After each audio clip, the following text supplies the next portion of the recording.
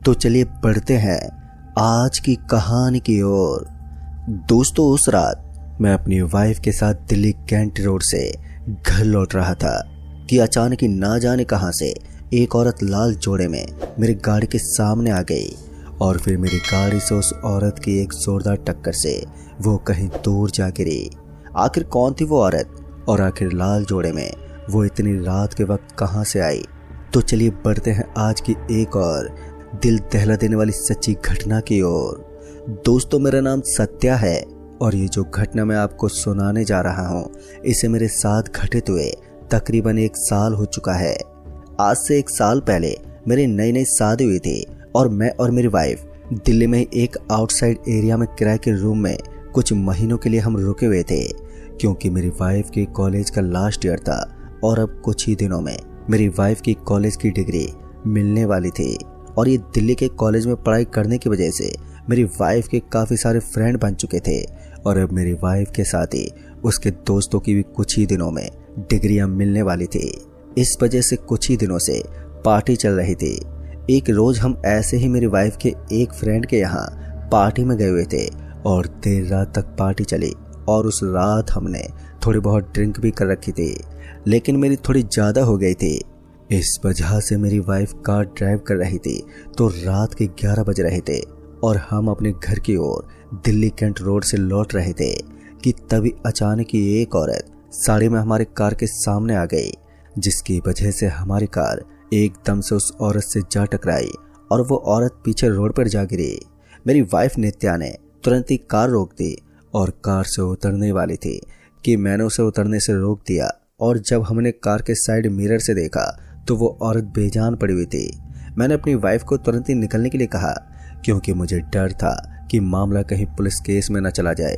इस वजह से मैंने अपनी वाइफ को तुरंत ही गाड़ी स्टार्ट करने के लिए कहा और हम ठीक 12 बजे अपने रूम पर पहुंचे। अब हम दोनों बहुत ही ज़्यादा डर गए थे।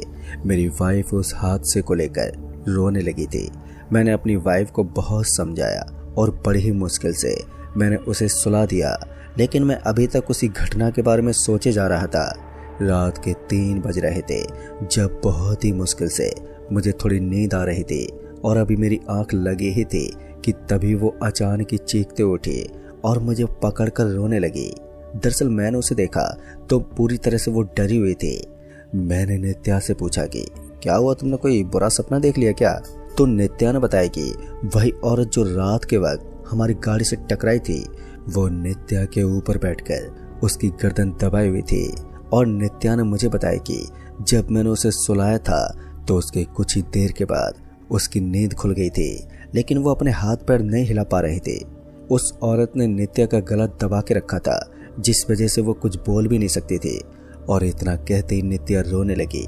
मैंने उसे दिलासा दिया कि सब ठीक हो जाएगा, लेकिन मैं खुद ही उलझन में था। उस रात हम बिल्कुल भी सोए नहीं और अगली सुबह मैं नित्या को घुमाने के लिए एक पार्क में ले गया ताकि वो कल रात हुई घटना के बारे में ना सोचे।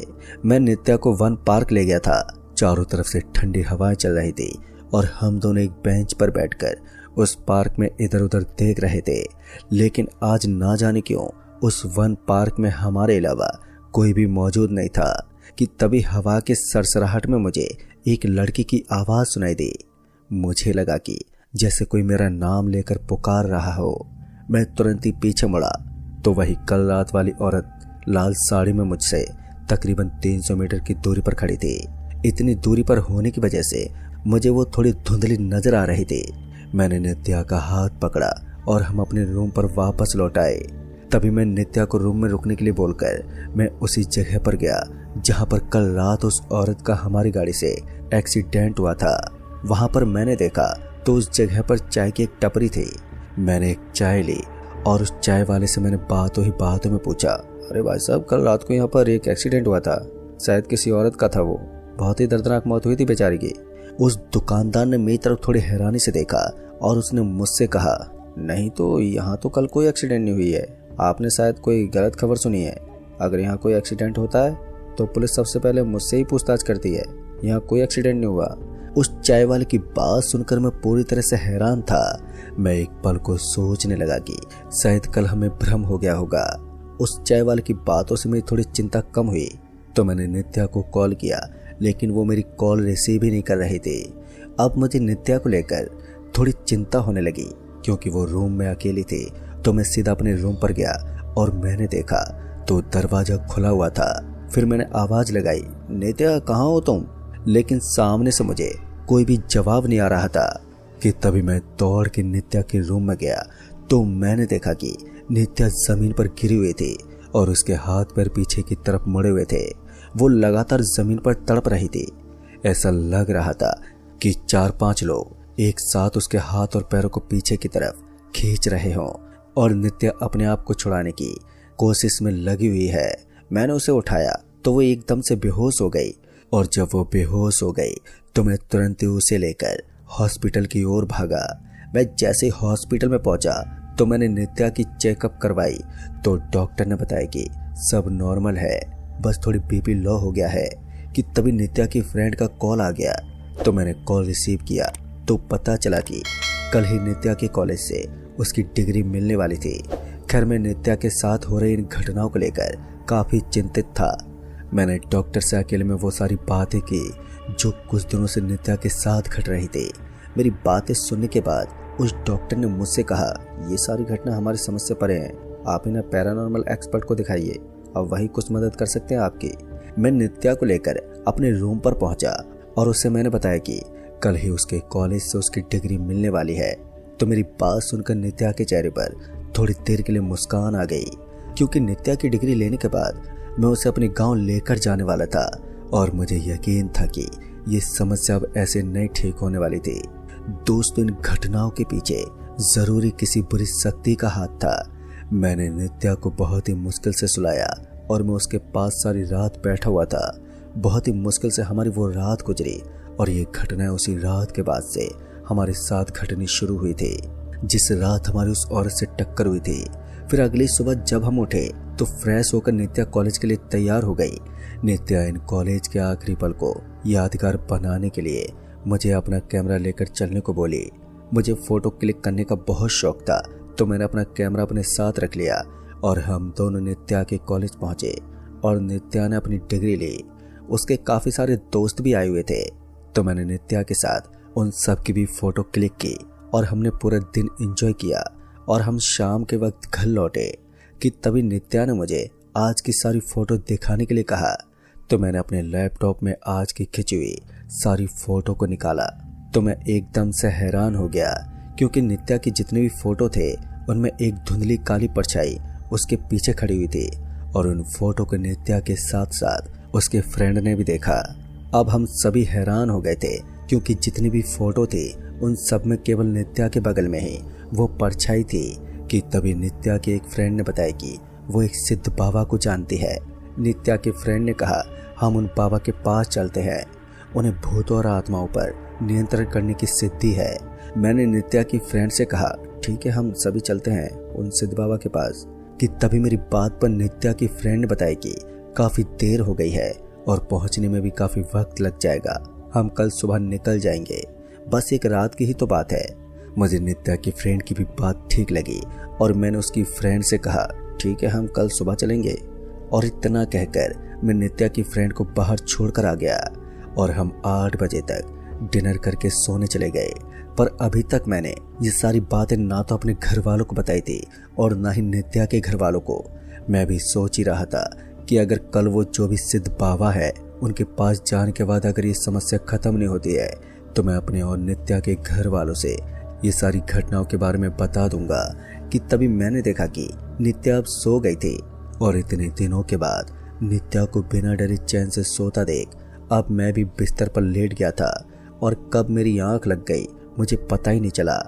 अब रात के ठीक 1 बज रहे थे कि अचानक ही मेरी नींद खुली तो मैं एकदम से डर गया।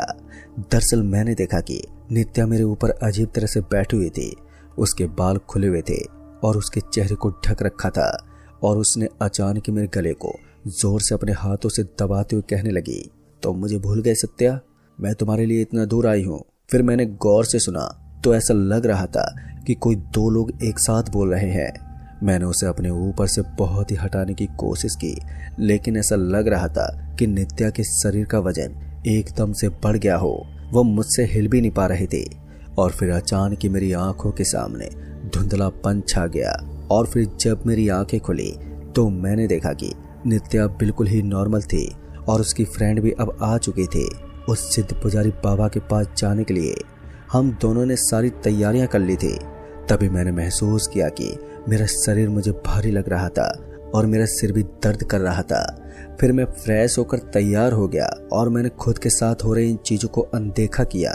तो मैं नित्या और उसकी फ्रेंड के साथ 1 घंटे की ड्राइव के बाद हम उस सिद्ध बाबा के पास पहुंचे जिसके बारे में नित्या के फ्रेंड ने हमें बताया था।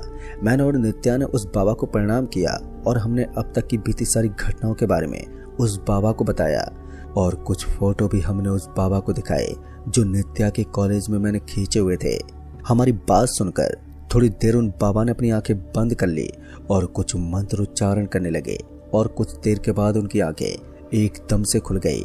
वो बाबा थोड़ी गंभीर आवाज में हमसे कहने लगे, ये एक लड़की की आत्मा है और ये अपना प्रतिशोध लेना चाहती है। उस लड़की की आत्मा आप दोनों में से किसी एक से जुड़ी हुई है और उसकी मृत्यु का कारण आप में से ही कोई एक है। कि तभी उस बाबा के मुंह से इतना सुनते ही मेरी वाइफ नित्या ने बाबा से कहा कि एक रात हम पार्टी से लौट रहे थे और मैं कार ड्राइव कर रही थी कि तभी सामने से एक औरत हमारी कार से टकरा गई। शायद ये सब इसी वजह से तो नहीं हो रहा। उस बाबा ने बताया कि उस आत्मा की शांति के लिए तुम्हें पूजा की स्थापना करानी होगी और उसके बाद से ही हमारे ऊपर से वो खतरा टल जाएगा। और उस बाबा ने कहा, आप लोगों का यहाँ पर रुकना बिल्कुल भी सुरक्षित नहीं है। जल्दी से इस जगह से कहीं दूर चले जाइए और ये आपको ही पता करना होगा कि किस लड़की की आत्मा है। फिर उसके पश्चात आपको उस लड़की की आत्मा की शांति के लिए पूजा की स्थापना करनी है। दोस्तों, इतना कहकर वो बाबा अपनी कुटिया के अंदर चले गए कि तभी नित्या मुझ पर भड़क उठी क्योंकि शायद उसको अब मुझ पर शक था कि मेरी लाइफ में कोई और भी लड़की थी। उसने मुझसे कई बार पूछा कि क्या कोई लड़की मेरी लाइफ में पहले भी थी। उसके कई बार पूछने पर मैंने बताया कि हाँ, एक लड़की थी। वो मुझे बहुत ही पसंद करती थी। जब मैं 12वीं क्लास में पढ़ाई कर रहा था तब उस लड़की का बर्ताव बहुत ही गुस्सैल था। वो मुझे लेकर थोड़ी पागलों के जैसी थी। अगर कोई लड़की मेरी तरफ देख भी लेती तो उससे वो मारपीट कराती। इस वजह से मैंने उसे छोड़ दिया और हमारी 12वीं फाइनल होने के बाद से वो मुझे कभी दोबारा नहीं दिखी। और उसके 2 साल के बाद ही मेरी तुमसे शादी हो गई। शायद ये कहीं उसी लड़की की तो आत्मा नहीं है। मैं नित्या से ये सारी बातें बता ही रहा था कि बाबा जो कुटिया के अंदर गए हुए थे वो अपने हाथ में कोई अभिमंत्रित सूत्र लेकर आए। मेरे और नित्या के हाथ में बांधकर उन्होंने कहा कि यह अभिमंत्रित धागा आप दोनों को उस बुरी आत्मा से सुरक्षा करेगा, लेकिन केवल कुछ ही दिनों तक। फिर उसके बाद इसका असर खत्म हो जाएगा, पर इससे पहले आपको उस आत्मा की शांति की स्थापना करानी होगी। हमने उन बाबा का आशीर्वाद लिया और अब मैं और नित्या मेरे गांव चलने की तैयारी में लग गए। और शाम होते हम ट्रेन से दिल्ली से यूपी के लिए वेटिंग से निकल गए। तभी फोन करके मैंने अपने घर वालों को हो रही अब तक की घटनाओं के बारे में सब कुछ बता दिया। मैं और नित्या जिस बोगी में बैठे हुए थे उसमें एक लड़की हमें बहुत ही अजीब तरह से घूरे जा रही थी, लेकिन मैंने थोड़ी हिम्मत रखी क्योंकि अभिमंत्रित धागा हमारे हाथ में था।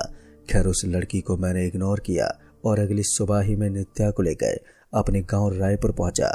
मैंने नित्या को घर में आराम करने के लिए बोलकर मैं तुरंत उस लड़की के घर की ओर जाने लगा जो मुझे बहुत ही पसंद करती थी।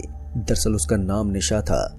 और जैसे ही जब मैं उसके घर पहुंचा तो मैंने देखा उसकी माँ आंगन में उदास बैठी थी। दरअसल मैंने निशा की मम्मी से पूछा, चाची निशा कहाँ है? मैं उसके कॉलेज का फ्रेंड हूँ, मैंने काफ़ी समय से उसे कभी देखा नहीं है।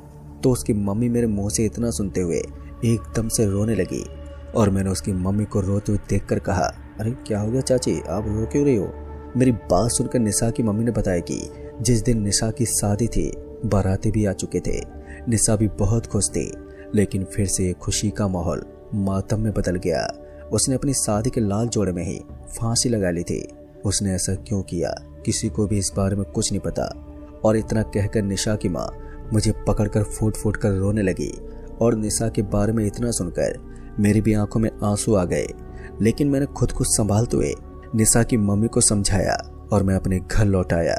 तो मैंने देखा नित्या की तबीयत अब धीरे धीरे बिगड़ने लगी थी कि तभी मेरी नज़र उसके हाथ पर गई तो उसके हाथ में बंधा हुआ वो धागा ना जाने कहाँ गिर चुका था। इसलिए मैंने जरा भी देरी नहीं की और मैंने अपने घर में सबसे बड़ी दादी से कहा कि पूजा की तैयारी के लिए 5 सिद्ध पंडितों को जल्दी बुलवा लें। और इधर नित्या की हालत धीरे धीरे और भी ज्यादा खराब होने लगी। इसलिए मैंने अपने कलाई के धागे को उतार कर नित्या के हाथ में बांध दिया। और तभी मेरी दादी ने उसी वक्त 5 सिद्ध पंडितों को बुलवा लिया और हमारे घर के बीच वाले रूम में हम सब लोग एकत्रित हुए। उन 5 पंडितों ने एक घेरा बनाकर उसके किनारे किनारे वो लोग बैठ गए और बीच में मुझे बैठा दिया गया। और मंत्र उच्चारण के कुछ देर के बाद से मुझे कोई होश नहीं रहा कि मेरे साथ हो क्या रहा था।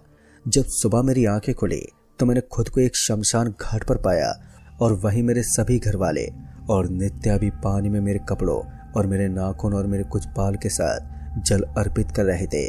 फिर कुछ देर के बाद वो 5 पंडित मेरे पास आए और उन्होंने मुझे 5 बार जल स्नान कराया और उन्होंने कहा कि अब खतरा टल चुका है।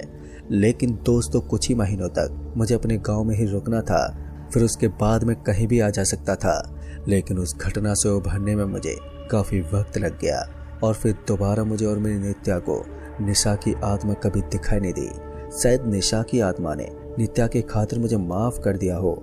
मुझे निशा की मौत का बहुत अफसोस है आज भी, क्योंकि वो मुझे बहुत ही चाहती थी। तो दोस्तों, इस कहानी में बस इतना ही। कहानी आपको पसंद आई हो तो वीडियो को लाइक शेयर कमेंट जरूर कर दें और साथ ही चैनल को भी सब्सक्राइब जरूर कर दें। तो मैं जल्दी मिलूंगा ऐसी एक और नई कहानी के साथ। तब तक के लिए बाय एंड टेक केयर।